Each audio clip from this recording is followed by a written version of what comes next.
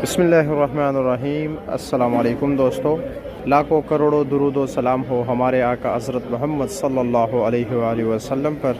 तो मेरे प्यारे भाइयों, जिस तरह के आप लोग बार बार पूछ रहे थे कि आम कब आएगा जी, तो आम की जब सबसे पहले एंट्री होती है जी, वो मालदा की होती है। और आपके सामने मालदा सिरोली की जो है ना भाई, पेटी पड़ी हुई है, ये देख सकते हैं। इसका कलर तो होता ही ऐसा है जी, लेकिन ये काफ़ी मीठा होता है जब सीज़न उरूज पे होता है तब।